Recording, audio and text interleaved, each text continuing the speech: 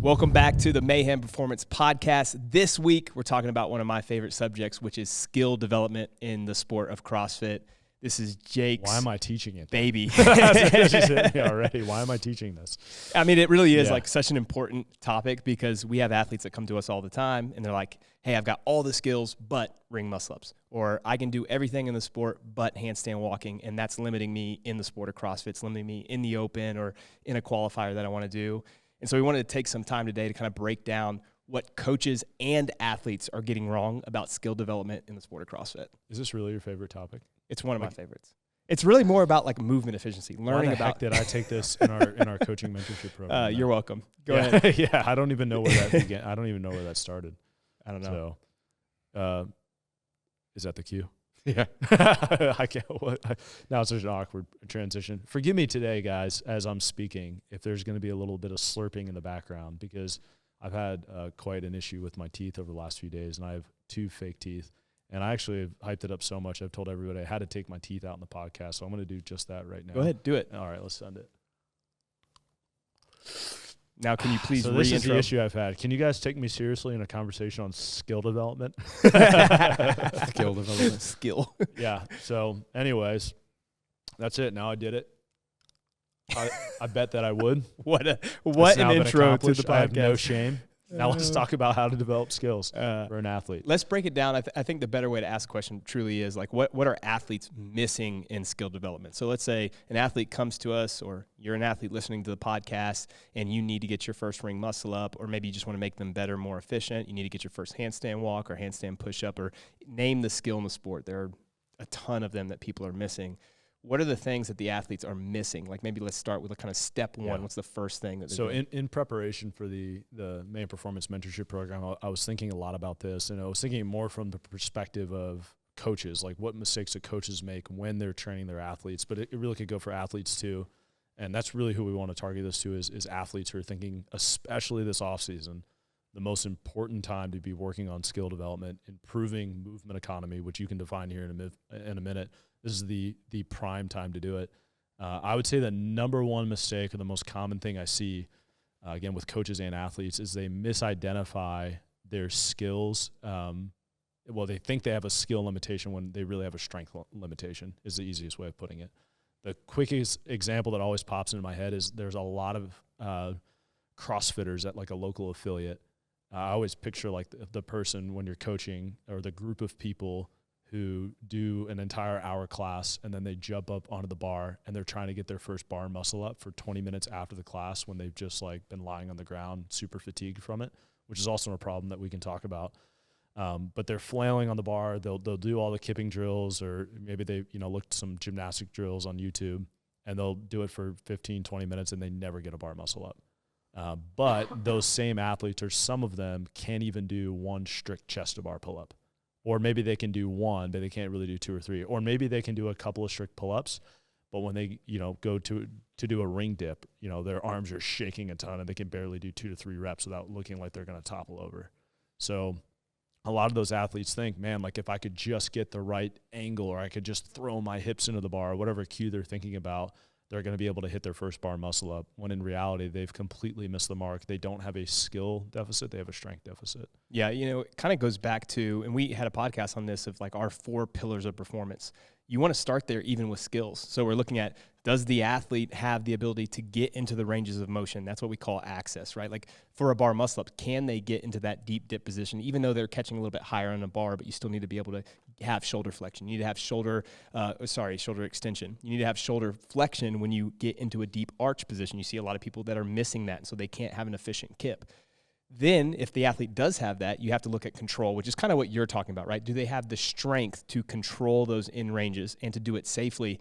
Not only is it an issue not getting the skill, but it's an issue and they may risk injury if you're trying to do all these dynamic movements and you don't have control at those in ranges. So as a coach, we're looking at athletes and we want to make sure that they're building like this really nice, if you think about a pyramid, like we have to have the widest base at the bottom. So that's our strength, to make sure that as we get more and more specific in the sport, we're all stabilized instead of that falling down like a Jenga board. Yeah, I think it's probably more specifically in gymnastics movements, For right? sure. Whereas like in Olympic lifting, you would never say you got to be strong enough at an Ollie lift in order to work on skill first, right? So that it doesn't really count in that area. I'm thinking more gymnastics is really where that works the best. And I think you can hide a skill deficiency the stronger you are in gymnastics as well. It's probably the same reason why, I don't know if you guys have a similar story. The first day I ever tried to ring muscle up, I got like 3, right? Not 3 consecutive, because I didn't have the skill to learn I would like come straight down on the rings and try to go straight back up. But, you know, I had no idea what I was doing, but I had done tons and tons of pull-ups and dips and bench and push-ups or whatever. So not that that's the goal, like, but you can get away with more in gymnastics. So. Yeah. I think you're thinking about the process of like, what is the rate limiting step? We talk about that all the time. For me as a coach, I'm trying to identify the biggest limiter so we can clean that up, because it's going to raise someone's ceiling. So if that is you, that you're like struggling with your ring muscle up, your bar muscle ups, your handstand walking, a lot of people just want to kick up and do handstand walks. It's like, well, I can hold a handstand hold, but if they don't have stability at those deep end ranges, it's going to be really hard to control yourself as you walk. And the same thing's true with all these skills. So if you clean that up, again, you're building that nice base first so that it becomes easier to actually master those skills. Yeah. I was actually sitting here thinking about the first time I ever tried to do a ring dip. And it was like a literal earthquake happened. And I had to like literally break it down like piece by piece just to get a dip so I could do a ring muscle up. But I could jump up and do a bar muscle up like that. And I like couldn't figure out how to do a ring muscle up for the longest time, even though I like bodybuilded and did all sorts of dip training and whatever. For some reason, the minute I got on a pair of rings, it was like the craziest experience of my life. Yeah. But it is, I think, as CrossFit has progressed a little bit and like a little more athletic people are doing CrossFit now, they can jump the gun faster. Yeah. Like I just remember even learning like a butterfly pull up before I learned a kipping pull up. Like that's so dumb. Yeah. It's crazy. It came from like, do people do kipping pull ups anymore? Is that a thing? I actually funny. I wrote that. I read it all the time for people. James Quinn, I'm calling you out. I wrote that for one of my clients the other day, and he put up like, it was like a weighted vest kipping pull up. It was in this drop set. It was kind of like a Poliquin shock method. We can go to that another time. But I had it like with a weighted vest. It was like max kipping pull up with a weighted vest. And he came back with like 45 reps. I was like, holy crap, bro. Like, dang, like that's awesome. And then I was like, can you send me a video of that? And it was just butterfly. I'm like, bro, that's not a kipping pull up. Yeah, He's like, what's sense. a kipping pull up? Yeah. I was like, what is a kipping pull up? What happened to that? Yeah. So Glassman would be so sad. Yeah. Yeah. And I mean, even the foundation of a kipping pull up to a bar muscle up or a muscle up, like the butterfly pull up doesn't really transfer to anything. Yeah. I think we, just even as we're having this conversation, to be honest, it seems so basic to me, like it's because we're in a bubble, but where this started was having a conversation with a coach that I mentor, and we were looking at somebody's program, and they were talking. I believe it was handstand walking. I can't remember exactly what it was. I think it was handstand walking, and they were like, "Man, how do I like Jake? What are some great progressions or skill work that you would recommend that I should give to this particular athlete to get their first handstand walk?" And I'm like, well, like, can they do a handstand push-up? And they're like, oh, no. And I'm like, well, like, have you tested, like, their max effort hands? Like, can they even hold against the wall? And they're like, well, I'm not really sure. I'm like, dude, what are we talking about here? And so that was like a light bulb for me where it's like, I think we get caught up in our own world and we like to go deep and we have all these, like, kind of more intricate conversations about program design and anatomy and physiology and all these things. And then sometimes we miss the forest for the trees. We're missing the basics that a lot of athletes still need to hear, which is like, no, you don't have a skill deficiency. You have a strength deficiency. You have both, really, right? Sure. But you need to start with strength first. Yeah, one thing I'd note is that people are thinking strength and like, well, I just need to get like all of my 1RM stronger. Right. And that may be the case, but oftentimes you brought up the handstand walk. It may just be control, like true strength in ranges that matters most. So like a perfect example of this is, a handstand hold against the wall. And then let's progress to maybe it's a pike on box single arm hold, where we're just working on being able to lift one hand off, pressing into the ground and controlling that, and then alternating shoulder taps on the box. And then eventually we progress to alternating shoulder taps on the wall. And then eventually we can progress to a wall walk into maybe one step off the wall, right? Those little things will actually help us build control, the quote unquote strength that we're talking about, to then do the skill well.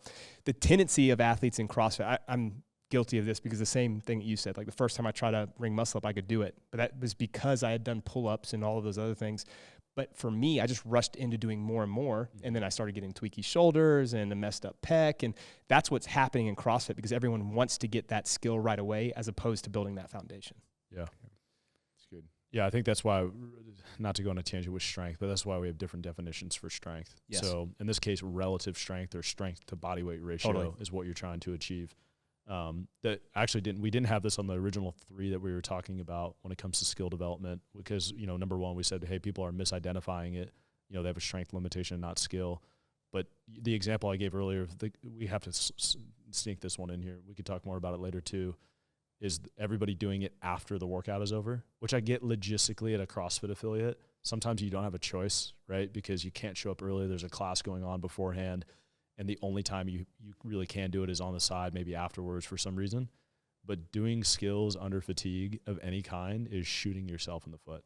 I mean, it's literally the definition of, practicing bad habits. And so I would say that's probably the number one, we mentioned something else first, but the number one mistake athletes make is trying to practice any skill, barbell cycling, anything with OLE, gymnastics, whatever it may be, even rowing technique, whatever it may be, when they're already tired. Yeah. Or in a workout. Or like in the middle of a workout. Yeah. Well, let me use this word. Yeah. This is also crazy, but I used to think, like, when I first started CrossFit, that if I did Isabel like 4 times a week, my snatch would get better. But that's like really what I thought. I was like, I had no coach or anything around. The problem is when someone's really weak, it may actually get them better for a while and then they hit the wall, right? Like, so it's like this user bias that happens if you haven't done any skill before. Maybe you do pick up a little improvement. Really, the secret to success in coaching is getting all the newbies.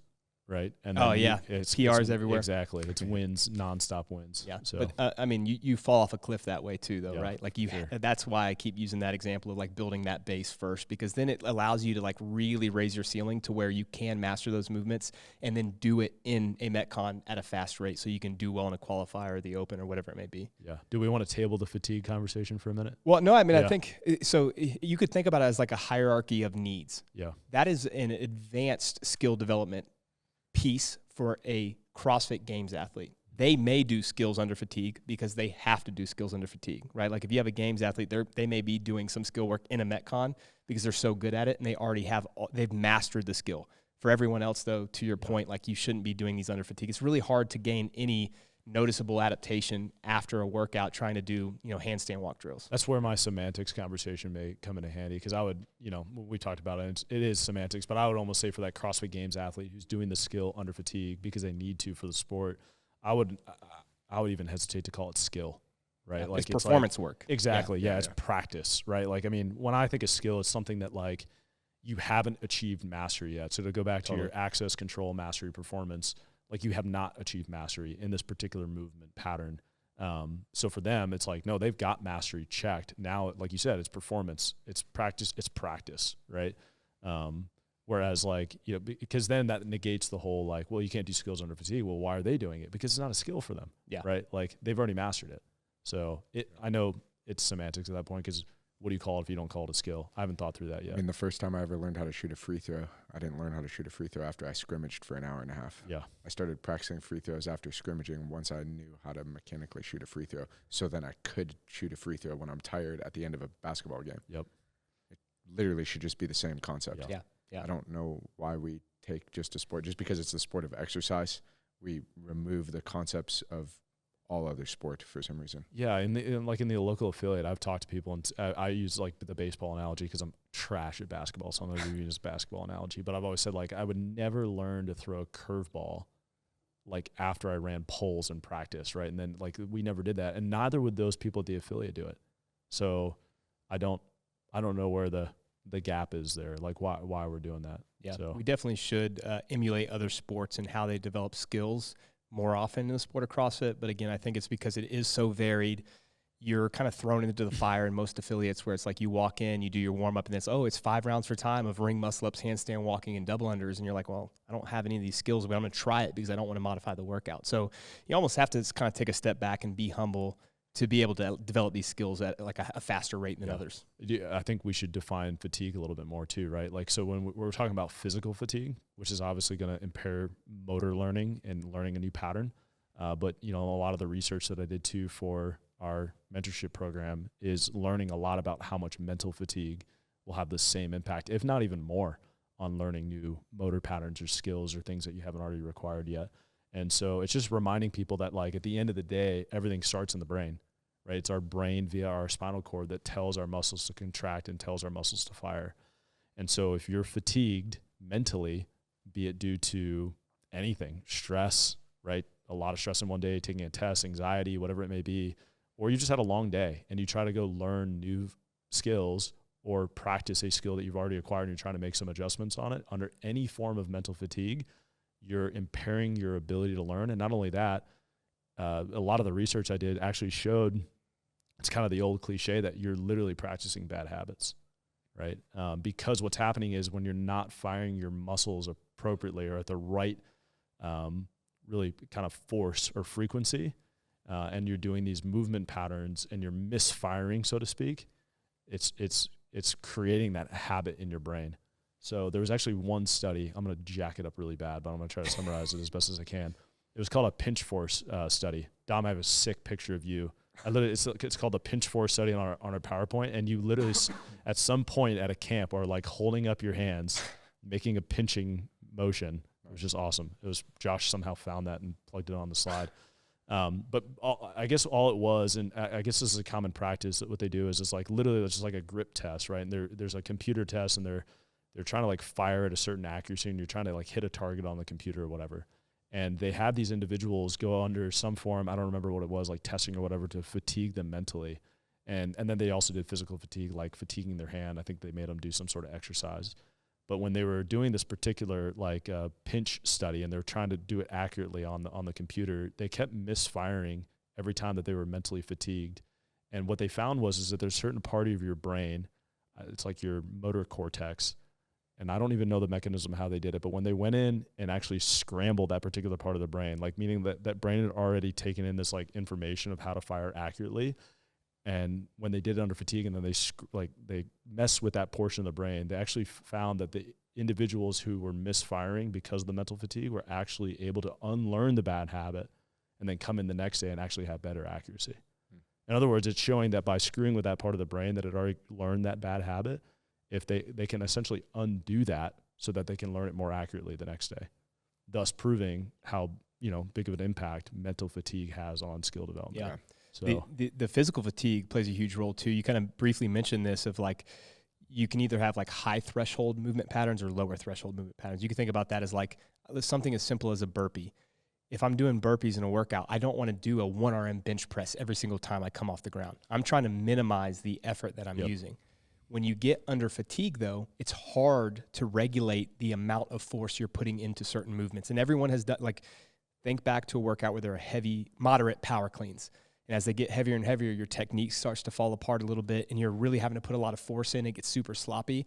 That's because under fatigue, you're having to use more and more, quote unquote, higher threshold units to be able to pull the bar into the front rack position.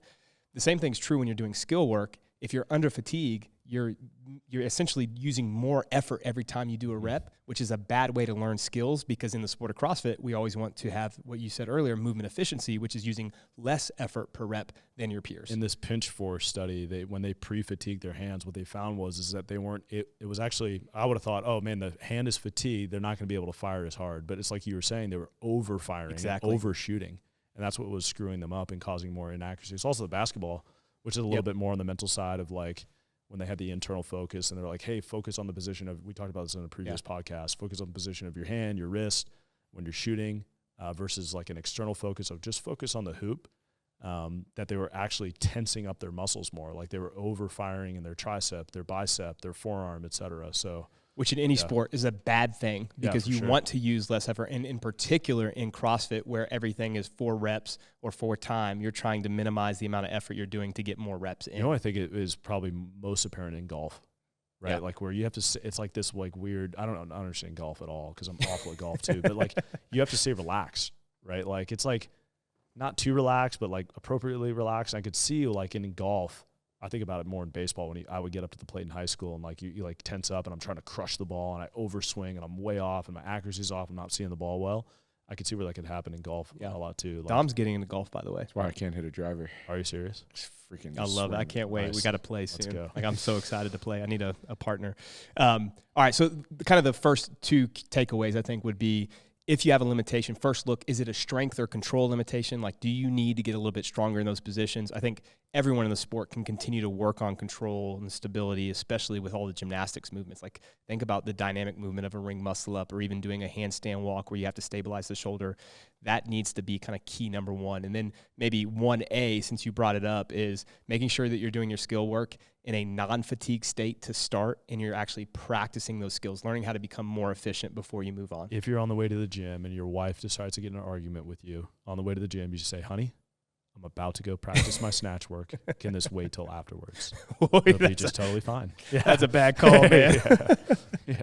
I cannot be doing this under fatigue. Yeah, if your kids run up to you and you're in the middle of ring muscle up skill work in your garage, just say, hey, look, son, daddy cannot do this under any fatigue. So just give me a few minutes, okay? Yeah. All right. So we give real practical advice here. We'll do a toolkit video on some different examples of how you can maybe strategize for skill work and give some examples of that. But moving to the second point, that would be, I think the best way to put it would be getting too sport specific too soon. Ooh, much right? better. Like basically diving into CrossFit. We gave this example earlier. You go into the gym and it's 5 rounds for time of 6 ring muscle ups, 12 handstand push-ups, and 48 double unders. And you don't have handstand push-ups, double unders, or ring muscle ups. You shouldn't just jump into that workout and then stand there and stare at the rings for 15 minutes. Yeah. Dom, I was going to ask you, like, at what point, like, speaking to people, like, so if we're talking to people who are thinking, well, I don't have ring muscle ups yet, or I can do one, right? Like, I've got a client right now. It's kind of hit or miss, right? Like, some days he can hit, 1 rep for 10 sets, not miss a single rep, and then come in a couple days later and he misses all 10. All of them. At what point do you allow somebody in a progression to go, hey, you've got it down enough to where we can start to integrate this into a performance setting? We can start to do ring muscle ups with rowing or wall ball or any other kind of fatigue.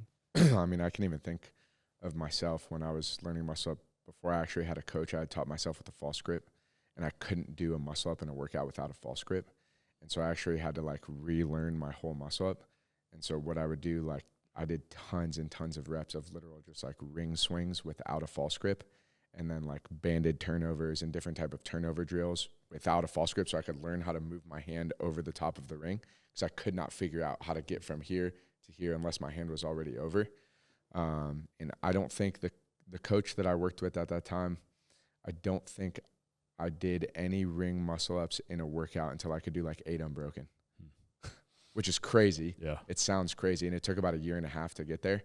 But then I went from like 8 unbroken to 16 unbroken to like. Do you have easily. rules of thumb with some movements or even Yeah, loads? I think like before I think for a lot of, obviously like 8 is kind of excessive, I think, but for most people, I personally don't really put it in a workout setting, especially under like shoulder fatigue or like muscular fatigue, until someone can do like a set of 5. Yeah, pretty much unbroken. What about like any other? I don't know why a set of 5. It's just like kind of always what I've rule of thumb rolled with. Yeah. Yeah. What were you gonna say? I was just going to say, yeah, I agree with that. I think that people need to master the movement before they jump into performance. And look, like if you have someone that's preparing for a qualifier in a person competition, you just got to give it to them, and they have to have the exposure to like scrimmaging the sport. But I think for most of us, we're wanting to develop our athletes for the long haul, right? Like we want them to be better for next year's open or next year's qualifier. So that conversation needs to be had. And if you're an athlete that doesn't have a coach, you should also think about it that way. Like, play it out in your head of like, where do you want to be in a year, not just in 2 months, because you want to delay that gratification so that, like Dom, you just said this, you worked up to 8, but then it's almost like these big jumps. Now you got to 16 and then you're at 20 and you can crush muscle ups in any workout that you do. This goes back to what Dom talks a lot about is like, and you did a whole lecture at our camp of like the difference between training through a competition and preparing for one. This is almost like the 2A point to this, right? Like getting too sports specific too soon. But if you're competing year round, and you just heard Brandon say, well, look, at some point you have to get sports specific because you got to be ready. You got to play the game, right? Yeah. Nevertheless, if you're competing every 2 to 3 months and you never have a true off season, which again, go back to fatigue, right? Like if your overall systemic fatigue is really high, which it should be when you're preparing for a competition, right? Like that, I mean, that's the name of the game. Like you're training really hard. It's not a good time to incorporate skill development. Like you can get some, but it's much better in the off season when overall fatigue is low. Yeah. Touch on that, like of how like, we're not saying don't compete and, you can compete every 2 months, but you just have to have certain things like undeveloped and be okay with it. Yeah. Like in a competition and just know that like you're working on that. And then Like, I'm even just thinking about, I have athletes that I work with that are so developed or have such a big sports background, let's say in strength or in Olympic lifting or things like that, and they're trying to like make the CrossFit Games, but their ring muscle up was never actually developed appropriately. So they're missing all the foundational positions, and it is so hard for that person to go back and like go to square one on their ring muscle up when everything else is games level. And it's like you need to catch yourself before you get there, before you become that person, because it almost becomes impossible. It's so hard. It's like literally the hardest thing ever. But I was even just thinking, like, for myself, when I figured out the false grip issue, not only did I work on that, but in the meantime, I was developing my ring dip positions and like strength and end range and my ability to do ring dips, that by the time I started practicing on the full muscle up, my ring dip was so developed that I actually cannot remember a time where I failed a muscle up in a ring dip. I would only ever fail it because I couldn't turn over from a grip limiter. That was me too. Yeah, I did way too many benches and dips. So, but I don't think that's like a bad thing to build foundationally while you're working on skills. And that's like things I think about for people. Like if someone's really working on the skill of their muscle up and they're building the foundational patterns of a ring dip and their turnover and strengthen their end range, if they jump in a comp and they have ring muscle ups, the chances are they're probably not going to do that bad. It might just like get them breathing really hard after they do a set of 5 ring muscle ups, because they're like, holy crap, I haven't even done a ring muscle up in three months. I just did it. Yeah. Like it just happens like that. And I don't think that's a bad thing. I can remember tons of comps I've done where like I got exposed on a legless rope climb because I was spending so much time working on my muscle ups that I haven't even had time to work on a legless rope climb yet. Yeah. And who cares? Whatever. I got last on the legless rope climb workout. Like literally my mom doesn't even know what a legless rope climb is. She still like had me over for dinner on Sunday night. Yeah. Great job, man. Yeah, that's what's most important. Yeah. I was just going to take this back to another sport example, because this is, again, where we should emulate other sports. Usain Bolt, fastest man in the world, still holds the world record. Every day in his warm-ups, he would do A skips and B skips. Even though he was running 100 meters as fast as possible, he was doing the foundational movements, the same movements that the 5-year-old, when they go to a speed and agility camp to learn how to do a 100-meter dash or a 200-meter dash, are doing. He was doing as the fastest man in the world. In the same way, you can continue to train the skills in this sport, just even the basics, like greasing the groove on a daily basis, or maybe every couple of days in your training, practicing your ring swings or the bottom of dip holds or whatever it may be that you need to work on in the sport. Why do you think that in CrossFit we, like, again, it's every other sport, and forget sport even for a second, right? Like it's anywhere else that you want to, like, like even the people in CrossFit who just still, they could care less about the sport, but they still want to just get better. They want to be better movers. Why is it that like some of those guys, I'm just thinking of a random guy who's like a T-ball coach for his son. He would never have his son run 1,000,000 laps and then try to hit better balls off the tee. It just wouldn't happen. Why does he do his bar muscle ups at the end of the workout in CrossFit? Because the bottom of the pyramid is metabolic conditioning. People are glued. Yes, Dom. Yeah. That's what I was hoping you would say. Yes, intensity. Original CrossFit methodology, which is for health, not for sport. Yep. Yeah. And there's people. I was trying to tee you up, and I was like, yes, thank you. There's people doing CrossFit affiliate classes that if they get a muscle up at some point in their life, great, but they don't really care. Yep. And they're doing metabolic conditioning as the foundation of the pyramid because they're trying not to get cancer at 40. Yeah. That's why they're doing that. It's actually a beautiful model for health. But if you want to compete in a sport, you have to develop skills and take time to do that outside of metabolic conditioning. Yep. Yeah. I can't say any better. That's good. Yeah. Nah, there's no point of saying anything else. That's exactly what I was hoping either of you guys. And there's a reason, I would even go as far as to say, like, there's a reason like weightlifting and gymnastics are towards the top of the pyramid, because I think those are things that have to be developed outside of metabolic conditioning. The reason that's at the pyramid is because it is the foundation of our sport, for sure. Like at the end of the day, if you don't have a conditioning base, you're never going to make it anywhere. Yeah. Like the first open workout of every year is accessible to everybody because it is literally just metabolic conditioning. Yeah. Biased, right? But when you get to the third open workout, if you don't have any gymnastic skills and you've never developed them, you're not even going to get, I mean, I'm a great example of that at this point in my life. Like that workout that was like thrusters and chest to bars and then thrusters and bar muscle ups. I don't even think I got to the bar muscle ups. Yeah. Right. Because like my skills were so underdeveloped for not practicing any skills for like 3 years. that I kind of forgot how to do butterfly chest to bars, and it was like wrecking me because my efficiency was so terrible, right? Where before, when I was training a ton, my efficiency was so high in the chest to bar that I wouldn't even feel them for 10 reps or whatever it was, 8 reps at the time. Yeah, I mean, it's such a good point because, again, like, yeah, if you're just a recreational runner and you're not trying to be Usain Bolt or some high-level athlete, maybe you aren't doing A skips and B skips. 100%. Or if you're just going out to play, softball league on Thursday nights with the boys or with the girls, like, yeah, you're not practicing your swing or your throws. But if you were trying to be elite at baseball or softball, elite at running, elite at any sport, you do need to separate those skills and work on them because that's, again, this is like the lowest hanging fruit to continue to improve your ceiling or raise your ceiling. Yeah, it's where I feel like we did a disservice to people not explaining that to them. Yeah. Like CrossFit, like being like, hey, look, like here's sport, here's your general fitness. Because really like in the local affiliate, like we look at a workout and we're like, hey, here's the dose response of the workout. And let's say it has bar muscle ups. If you can do 1 bar muscle up on a good day, do not do more bar muscle ups in this workout because you're going to lower your intensity, right? And we want higher intensity movement.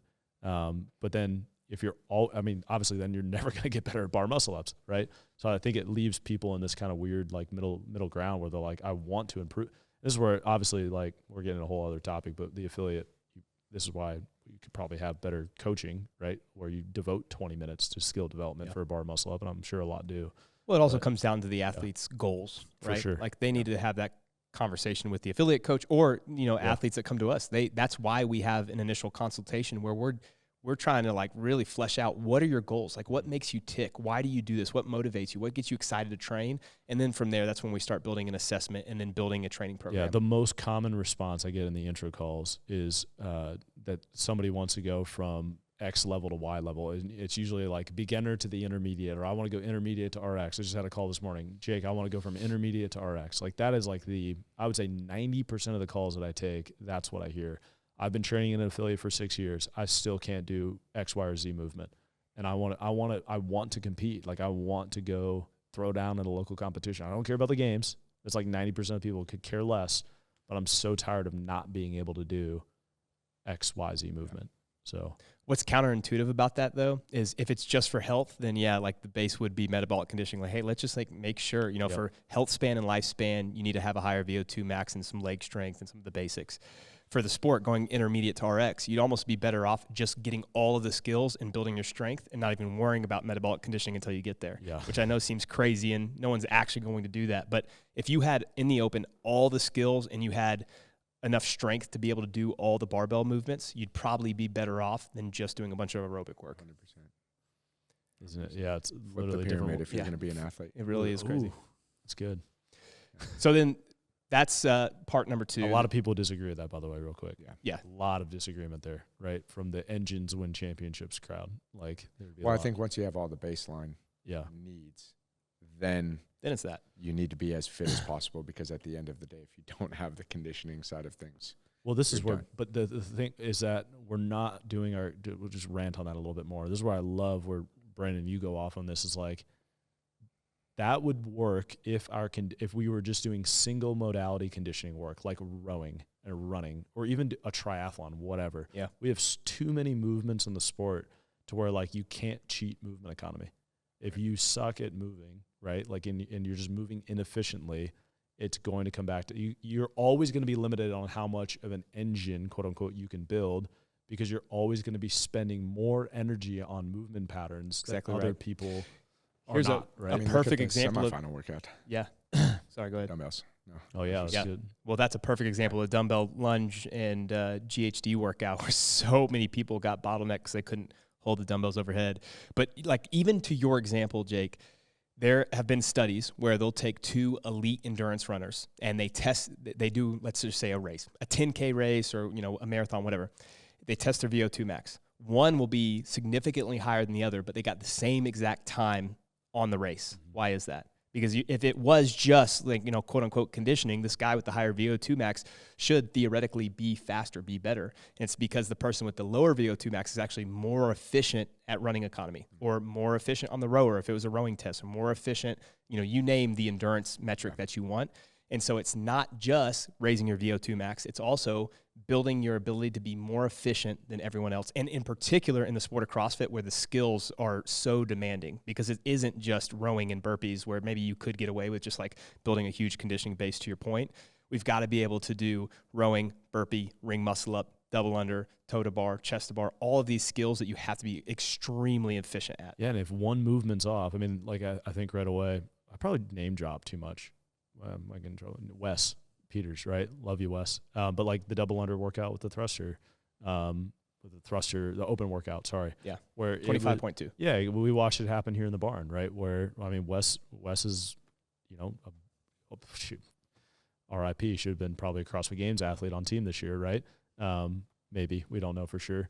But, I mean, he's a great athlete. And the double under, like, they fall apart when his shoulders get fatigued.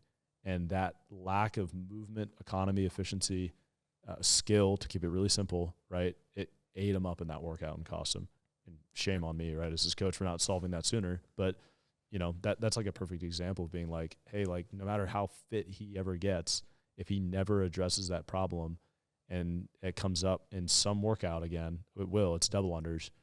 Like, yeah, it's you over. Get exposed. It's over, right? Another really good example, I think, just so people can put their brains to it. If you go watch the Mayhem Classic and you go watch Isabel, after everybody was wrecked from the squat workout, why is Guy beating people who power snatch 25 reps?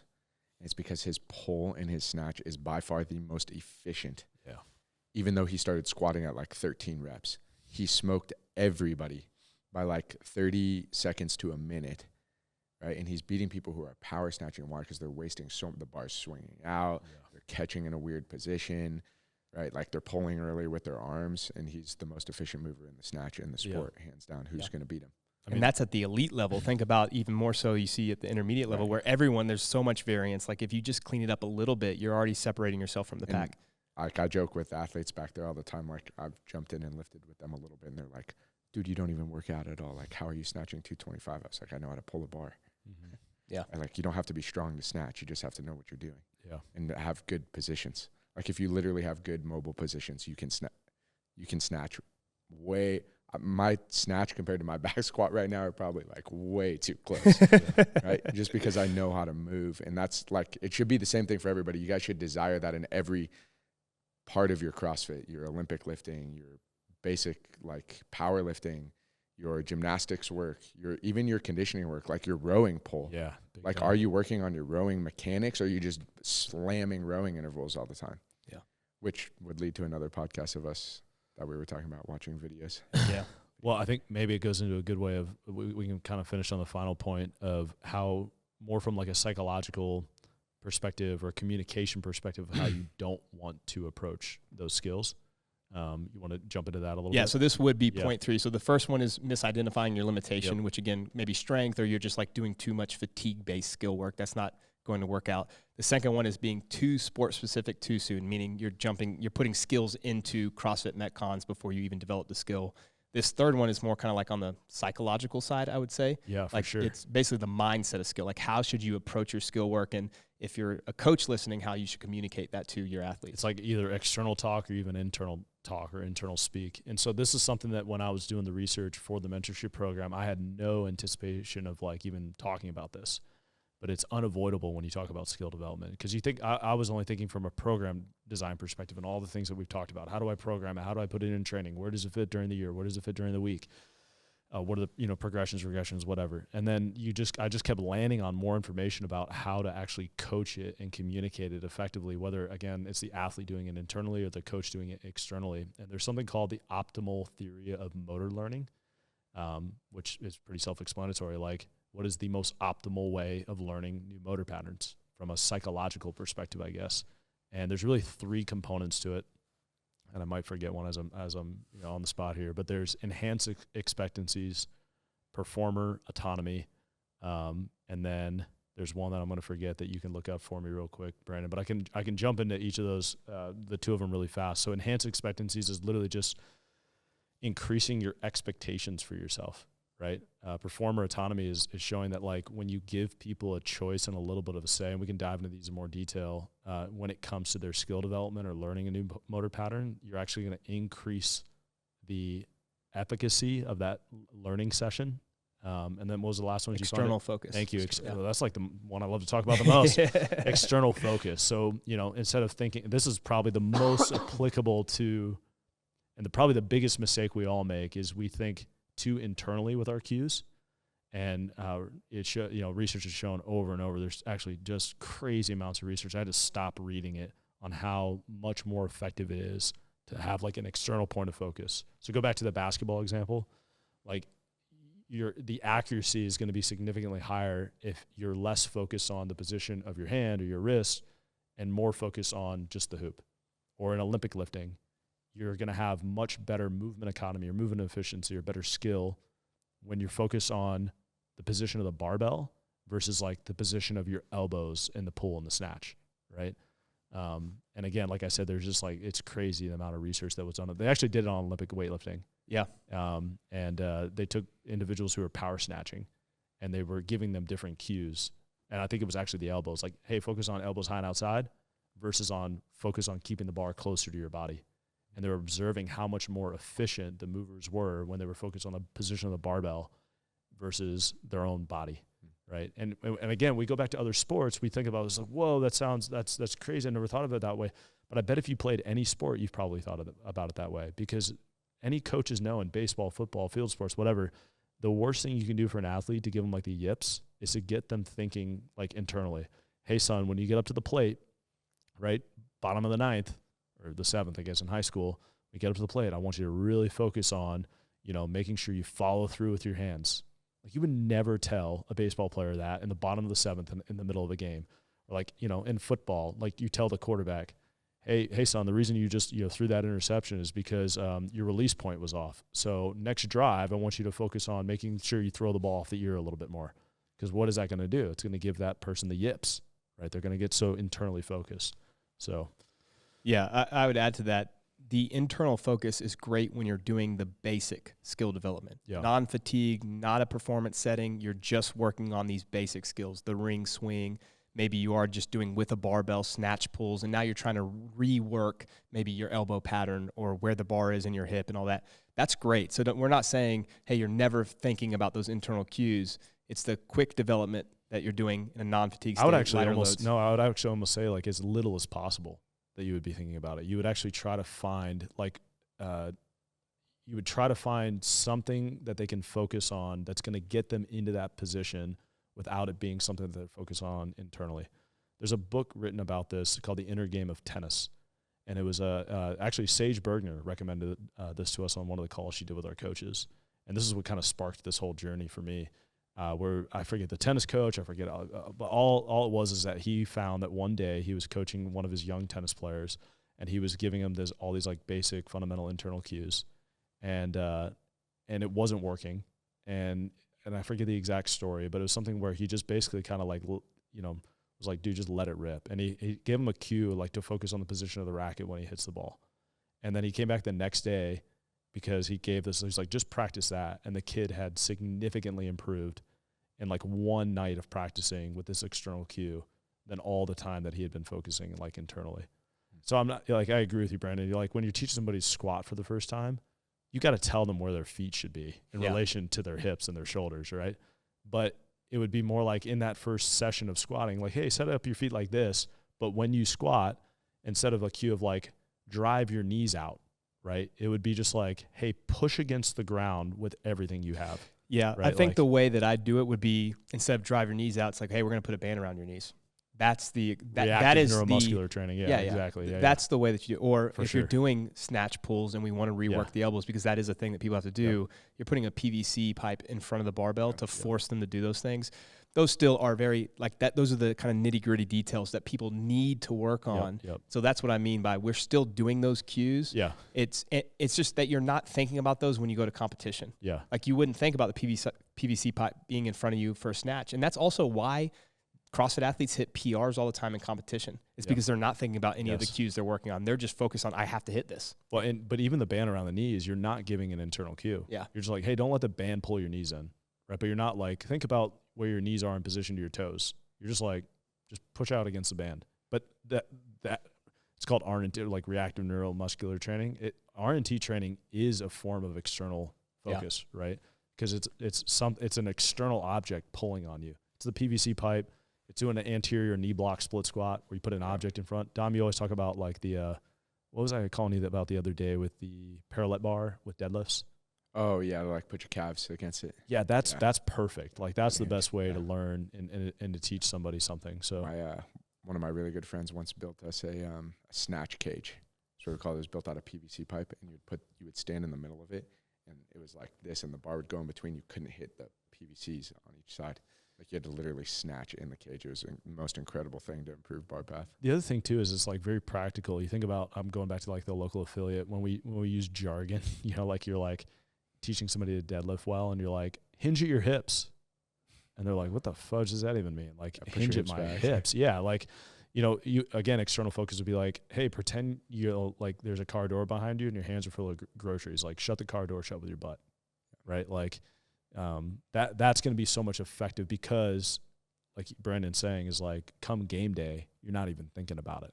Right. Like, well, you shouldn't be. Well, you shouldn't be, right? Yeah. But that's what makes good performers or bad performers. Yeah. A lot of people get inside their heads because that's the only thing that they've done, right? They're only thinking about all the details. So I like very analytical athletes, but you got to be able to turn it off at the right time. Sure, and that's kind of like bridging into performance. Yeah, we talked about this on a podcast, but we got to say it again. Like, coaches, stop giving cues, instructional coaching during competition weekend. Like, I'll just never forget that experience at Wadapalooza before the barbell complex when it was just like, I saw like probably 5 coaches on their knees, like looking at their athlete and being like, you know, I don't know, finish the pull or something stupid. It's just like, dude, just leave them alone. Yeah. If you're going to do that, you actually have to tell them what to do. Yeah. Like usually if I see something, the only time, like I'll say like the smallest things, but it has to be like one small thing, like shrug. Yeah. Yeah. Like actually. Or yeah, like you were yelling to Seth the other day during Isabel, right? Like, finish, you know, like that's fine. Yeah. So you want to dive into the other two or should we call it there? Yeah, I mean, I can summarize it real quick. Performer autonomy. Yeah, performer autonomy. You want to start there? Yeah, real quick. So performer autonomy is just saying, and this is when you give people a choice, a little bit of a choice, or you give yourself a choice, again, it increases the efficacy of learning new skills. And some of the research, we were talking about it before we started the podcast, like they took people out putt-putt golfing, and they did a study where they literally were just allowed to choose the color of the ball, and they had higher accuracy during putt-putt golf. There was a study done where they were doing, oh man, I'm going to sound not Southern at all. Where is it where you throw the? Cornhole? Not cornhole. It was like a ring. What's the thing with a ring? Oh, like horseshoe? But not Thank horseshoe. you. It's horseshoe. Yeah. Well, they were like, they had a, so in all the research there, I think this is actually helpful. They have 2 groups, but in the performer autonomy research, they call them the yoked group. The yoked group meaning they're yoked, like they have no choice, right? So the yoked group just had to throw the horseshoe, and they didn't have a choice about anything. They just had to do this drill. Whereas the autonomy group were literally, all they were allowed to do was just choose the color of the mat that they were going to be throwing the horseshoe onto, or wherever the target was. And they had significantly better accuracy. Basketball players, they looked at high school basketball players who were allowed to choose what drills they wanted to complete. I actually don't even think it was the drills. They were allowed to choose the order of the drills, had increased accuracy with their shots. They took a professional kickboxer, and same thing. They gave him like set punches and combinations he had to do, and allowed him to choose the order of the combinations. He had like 10 to 15% increased accuracy, or excuse me, not increased accuracy, more power when he was allowed to choose it. One more, they did like a similar grip test when they just let people choose, even despite what hand they are, left or right-handed, what hand they wanted to start with. They had increased power output on a grip test. It's kind of crazy. And one of the articles I read, I was trying to get to the why behind this because it sounds all woo-woo. And they were like, look, we just think humans were designed to have some choice, right? Like they were like, we think it's interwoven in their biology. This is actually Brad Schoenfeld contributed to this article. So it's caused by the fall. Yeah, you know, I thought about that too. I was like, I don't know what to think about this theologically, but it is probably, I mean, we do know there is a strong desire for independence. Yeah. Like we have that. For sure. Good or bad. Some of it's probably good. Yeah, that's a whole other conversation, but yeah. So then the last one, and we can kind of wrap it up here, is enhanced expectancies. Yeah, which this is the simplest of all of them. This is like the definition of growth mindset. cultivating a growth mindset in yourself and cultivating a growth mindset in your athletes. I should tell Arnold Palmer's story, right? Yeah. The golf. So one of the research articles is like the main one I read on this whole theory of optimal learning. They opened with a story about Arnold Palmer, one of the greatest golfers of all time. I always just think of the drink. Half lemonade, half sweet tea, right? I think he actually invented that too. Did he really? I'm Sweet. sure. Yeah. Probably with a splash of vodka. But Yeah, it was like I'm sure. it was in the 1980s. It was like the Chrysler Cup or something. Arnold Palmer shows up. He hits a hole in one on the first day. I forget what hole it was. And the next day, a TV crew comes up to him, and they weren't kidding. They were like, "Hey, can you do that again? We didn't actually get footage of it." And he's like, "These guys are idiots. Like, what are they talking about?" And I guess throughout, I actually watched a YouTube video. Like, people were joking with him then throughout the rest of the day that, like, dude, once you get to hole whatever it was, let's just say it was like, I don't know, 12. Dude, what happens if it happens again? What happens if it happens? Dude, you could do it. It was like, yeah. And they're kind of hyping him up, right? So he gets to that particular hole, second day of competition, hits another hole in one, right? And the idea is that, again, tons, like copious amounts of research has shown when you have it's the growth mindset mentality. When you believe you can do something, your chances of doing it significantly go up. I'm doing a lot of the talking here, but I think the running economy is they did a study where they took VO2 max on runners, and you had the control group, and then you had the other group. And anyway, they took the one group who did split the group in half, took one group and hyped them up after their VO2 max, and were like, "Bro, you guys crushed it." Like, they lied to them. You're in the top 1%. You guys have like extremely high VO2 max. You must be a genetic freak, yada, yada, yada. The other group, they didn't do anything. They just didn't say anything. They took the whole group back, both groups, 2 weeks later, had them do another VO2 max test. The people that they hyped up, I forget the percentages. I have it all written down somewhere. It was a significant increase in their VO2 max. The other group either was the same or lower because they just couldn't push as hard. So, I mean, there's like that's more of a performance-based study. Yeah. And there's like 10 other examples like that I found in research. It was pretty incredible. But I think we've heard about it a lot. Like, I've heard about it in teaching. The very first day of school, I'd always teach my students, like, we're going to cultivate a growth mindset. And like, I don't want to hear any language like, I suck at math. It could be like, man, I struggle with math, but I know that if I work hard, I can get better at it. I can improve from where I am now. I've just never gone into the research and looked at performance specifically, like how much of a difference it made. Golfers, real quick, one more. It just popped in my head. They took golfers who barely missed a cut for a tournament, right? They looked at two groups, those who had just barely missed a tournament cut and those who had just barely made it. And they looked at their golfing results or their tournament results for the next year. Those who had barely missed it had significantly worse results for the next year of competition than those who barely made it. Why? Their expectations lowered for themselves. Yeah. And these are golfers who were like, they finished at basically the same spot, right? I would think you could probably do some research at the CrossFit Games. Those who barely missed it, those who barely made it. Oh, yeah. You know, how much better they do the next year, that'd be interesting to look at. So I don't even know how you summarize that other than, I'll give one book recommendation for those that maybe struggle with that. The Infinite Game by Simon Sinek is great. He talks about, in life there are these like finite games. Those are the games like football or even CrossFit, baseball, or whatever. We got rules and regulations, and there's like this end to the game. We know who wins and who loses. And we have to play those, and we want to play those. We all play CrossFit, or we all train because we want to continue to get better and have like these finite results. Like, I want to PR my snatch. I want to get better at the wall balls and burpees that I'm going to do in this competition. However, to truly have success, you need to play the infinite game, which is essentially, it's ongoing, never ending, and it's always in the pursuit of bettering myself. And that's kind of the growth mindset, right? Yeah. Like, yes, there may be these kind of like micro goals that I want to achieve along the way, but it's like I'm always pursuing bettering myself, and that's the way that you get better at skills too. Yeah, as a jock, I always had trouble with just believe. Right, I was like, shut up. Like, you just gotta freaking train hard, right? It's just, man, like after you do all the reading that I did, you're just like, holy crap, I could do so much better job even as a coach in the way that I communicate with my athletes. And you think about these three real quick practical, like, man, just literally like asking an athlete, like, what do you think you need to focus on the most right now when it comes to skill development? And maybe you give an A, B, and C. Hey, I was thinking about A, B, and C. Which do you prefer, right? Performer autonomy. I bet you they have more buy-in now in their next training cycle where they're like, I want to focus on my snatch the most, right? It's not just saying whatever you want to do. Enhance expectancies. Be like, hey, look, like speak, like when you see them doing a better job, praising it, being like, look how far you've come, right? Like, man, look at the effort you've put in and look how much better it's gotten. Like, I'm not really, Lord knows, like I'm not great with words of affirmation, but being better at that too and enhance their own expectancies, right? And then just with the cues itself too, right? Just being careful with how much I'm trying to get them to think about all these little body parts in their body versus, instead of like, fully extend your hips versus like put your head through the ceiling, when you pull, right? So, yeah. Awesome. Land the plane. I thought that was it. That was it? Okay. Yeah. Take your teeth out one more time. Yeah. Yeah. Okay. Wait. There you go. You got to suck Done. it up. Thank you for joining us on the Mayhem Performance Coaching Podcast. We'll see you next time.